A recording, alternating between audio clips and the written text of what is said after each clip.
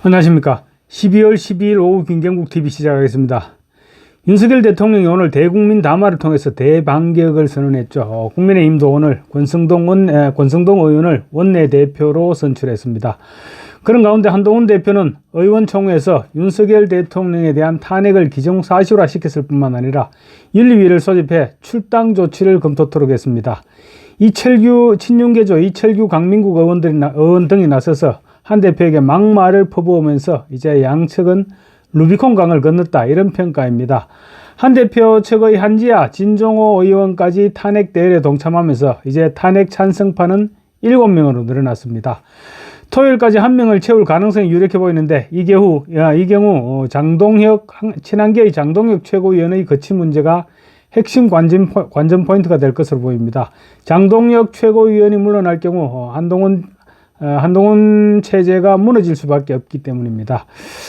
어쨌거나 오늘로서 이제 전선은 확실해졌습니다. 탄핵 국면에서 국민의힘이 사실상 분당 상태로 치달으면서 여권은 윤석열 대통령과 한동훈 대표가 완전 결별한 상태에서 야권의 이재명과 싸우는 그런 이상한 3파전 형태가 시작됐습니다.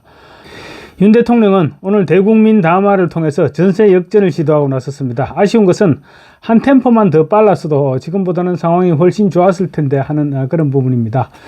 모르겠습니다. 어쩌면 윤 대통령은 이 기회에 골문 부분은 철저하게 도려내고 가겠다, 이런 생각을 했었는지도 모르겠습니다. 윤 대통령의 오늘 대국민 담화는 처음부터 끝까지 괴물 이재명과 싸우는 윤석열, 이런 그림을 그려냈습니다. 자신에 대한 내란죄 적용에 대해서는 광란의 칼춤이라고 규정하고 도대체 국정마비와 국헌문란을 벌이고 있는 세력이 누구냐, 이렇게 반문하기도 했습니다. 시종일관 야당을 비롯한 반대 세력을 강도 높게 비판한 윤 대통령은 국정마비 세력과 끝까지 싸우겠다는 입장을 천명하면서 무너진 대한민국의 복구에 대한 의지를 불태웠습니다. 보수 지지층에서는 왜 조금 더 빨리 입장을 발표하지 않았냐, 이런 원망과 함께 응원이 쏟아지고 있습니다. 우선 윤 대통령은 민주당과 이재명에 대해서 대선 결과에 단 한 차례도 승복하지 않고 국정마비와 국헌문란을 벌여왔을 뿐만 아니라 취임 이후 무려 178차례에 달하는 퇴진 및 탄핵 집회를 열어가면서 대통령을 끌어내리려고 시도해왔던 세력이라고 강조했습니다. 특히 이재명에 대해서는 범죄자가 스스로 자기에게 면죄부를 주는 셀프 방탄입법까지 밀어붙이고 있다면서 거대 야당이 지배하는 국회가 자유민주주의의 기반이 아니라 자유민주주의 헌정 질서를 파괴하는 괴물이 되어버렸는데 이것이 국정마비이고 또 국가 위기 상황이 아니면 무엇이란 말이냐, 이렇게 강변했습니다. 윤 대통령은 담화 발표 중간중간에 계엄의 정당성을 역설했습니다. 그러니까 내란이 아니라 내란범들을 진압하기 위한 극히 일순간의 비상계엄이었다는 점을 강조한 것입니다. 납득할 수 없는 계엄을 선포할 수밖에 없던 이유와 관련해서 우리끼리 얘기를 하면서 오죽했으면이라고 말하고 했는데 그런 말을 윤 대통령이 본인의 입을 통해서 직접 밝히고 나선 것입니다. 윤 대통령은 민주당이 반국가 세력과 결탁했다는 점을 기정사실화시키고 그들이 국가 안보와 사회 안정까지 위협하고 있다는 점을 들어 그들을 진압하기 위해 최소한의 권력을 사용했으므로 결코 내란이 될 수 없다는 점을 강조했습니다. 민주당의 간첩죄 개정 반대, 대공수사권 박탈, 그리고 국법부 폐지 시도는 물론이고 또 끈끈이 북한 편을 들면서 북한에 맞서는 정부를 흠집내기에 급급한 민주당은 도대체 어느 나라 정당이냐고 목소리를 높이기도 했습니다. 민주당은 또 검찰의 내년도 특경비와 특활비, 경찰의 특활비 전액을 삭감시켰는데 결국 도둑놈 좋은 세상을 만들겠다는 의지 표현이 아니겠느냐, 이런 말도 했습니다. 민주당이 하는 짓거리는 그야말로 제대로 된 게 사실은 하나도 없습니다. 경제는 지금 또 어떻습니까? 내년도 예산안 정부가 근 1년 동안 다듬어서 제출했더니 핵심 사업들에 대한 예산을 100% 삭감시켜버렸습니다. 원전 생태계 보고는 물론이고 체코 원전 수출 지원 예산도 거의 100% 삭감됐습니다. 원전 수출을 하기 위해서 계약을 다 하려는 마당에 그 예산마저 삭감을 시켜버린 것입니다. 미래성장 동력 예산도 또 대왕고래 프로젝트 예산도 사실상 모두 전액 삭감시켰습니다. 윤 대통령은 이처럼 놀랄 만한 사건들을 제시하면서도 사실상 선거 부정 문제가 계엄령 발표의 핵심 원인이었다고 강조했습니다. 선관위가 지난해 하반기 북한의 해킹 공격 당시에 시스템 안전을 점검하려고 하니까 결사항전했는데 그러다가 이제 대규모 채용 부정 사건이 터지고 나서야 극히 일부분에 대한 서버 점검을 허용했습니다. 그런데 그 극히 일부분, 그때 당시 5% 정도 됐을 것입니다.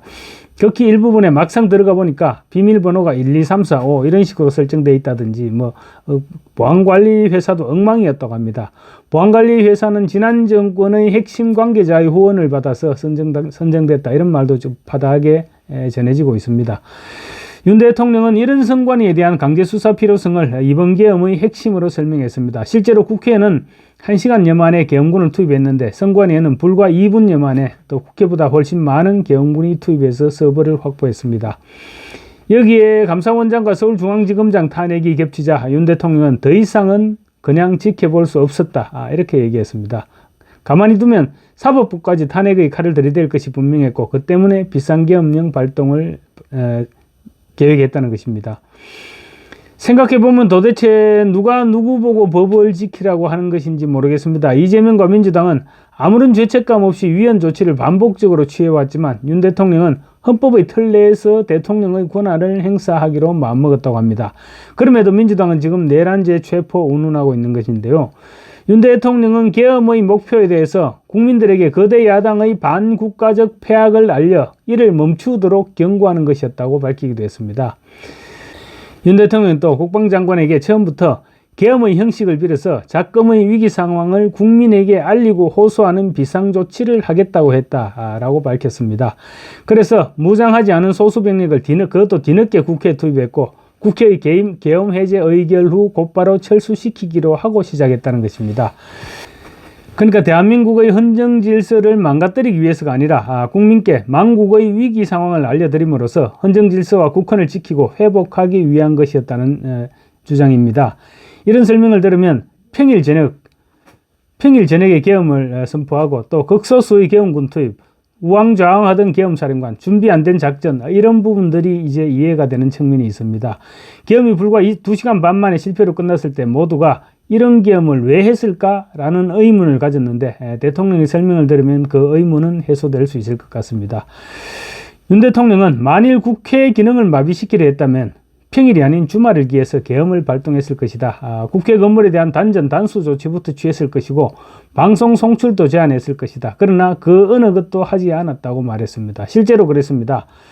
윤 대통령은 그러면서 거대 야당 대표의 유죄 선고가 임박해지자 대통령의 탄핵을 통해서 이를 회피하고 조기 대선을 치르려는 것이다.